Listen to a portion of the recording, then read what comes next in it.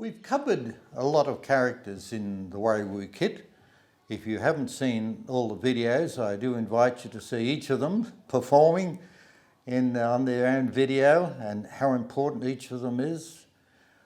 But one thing we haven't covered is not only how these work in combination, but how you can extend the program I wrote, which was this one, to help children, young children, get to know their feelings, but how you can extend that to older kids. And I know that Erina Heights Public Schools will be doing some pretty interesting activities with stage 3 children, going beyond the characters. You will recall, and I showed you before, that we're trying to create kids who are people smart and self-smart. And all the characters that we've seen all relate to that, enhancing and helping children gain that confidence. Now I'm keen to see how school goes beyond what characters are there and beyond the books and beyond what I've written. How does it go so that students are still getting in touch with their feelings and can actually do something of benefit to them, and it's not just stopping with the younger kids. They're still growing and learning about how to handle feelings. So we're going to be talking to Anna and find out what she has done to extend the Warriwoos to her classroom. Anna's doing something which my own book didn't do. I wrote it for stage 1, and it's easy to extend it to stage 2, but how can you use dolls, plush toys, books with big kids? And how can you use this with stage 3? We've got kids at 10, 11 and 12.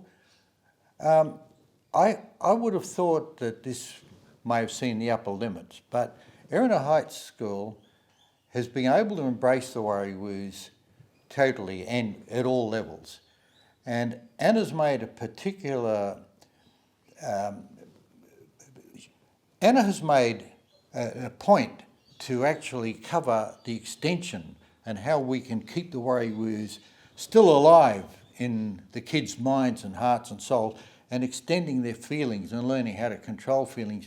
And so Anna, can you share with us what you've done and how you've done it? Because stage 3 is, they're big kids, and what are they doing with plush toys? So what have you done? It is, yeah. No, it was, I just really believe in the program, and I love the Warriwoos, and I think more than any other age group, those kids that are getting older need to have that connection with their emotions and need to talk about it and need some way of expressing how they're feeling. So we wanted to bring the Warriwoos right up into that age group.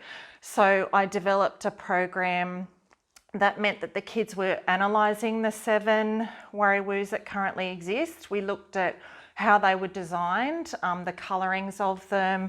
For example, Nola's droopy neck, why that might symbolise that she was lonely, and her big eyes. So we really sort of looked at each Warriwoo and how they reflected that emotion. So that's where we started from as a whole stage 3 group.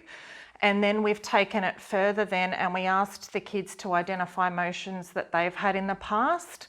And they got in groups that they felt comfortable with. So they got into friendship groups and had those discussions.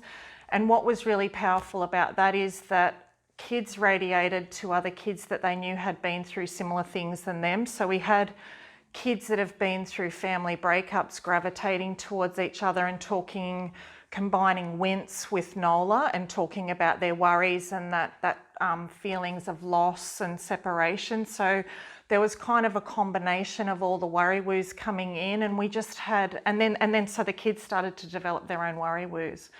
So they took elements of a few of the Warriwoos and started to draw their own based on the characteristics that we talked about. And just some of the results have been amazing. So they're then creating artworks and descriptions of their own based on those. So they're not quite finished yet, but we'd love to send you some of the results when they're done. But some of the ones that they've come up already are amazing. Could I ask, what ones they have come up with, what that you've been surprised about, and which ones... So there's three that come to mind for me, Dr. John, in walking around last week. And they're not all my kids, they're from different classes. So we were really conscious about making the kids feel comfortable to talk about the worry woo that they were creating. And a lot of them paired up and, as I said, gravitated towards other kids that they knew had been through similar things. So we had two girls who their families have broken up in the last year or so, and they developed a worry woo called Pullo to represent the fact that they feel pulled in two directions. So this worry woo was designed with two heads with a heart in the middle that was being pulled in two different directions, and the body was twisted to represent the twisting of their stomach was in knots because of how they felt. So you can see that it got quite deep, you know, like they're really talking about it, and that was the value of the whole program. It was actually the discussion that the kids were having and how open they were once we talked about the need for them to discuss it with other people, whether it be us as their trusted teachers or with friends. There was another one that a boy came up with on his own, and it was Reggie, the monster of regret.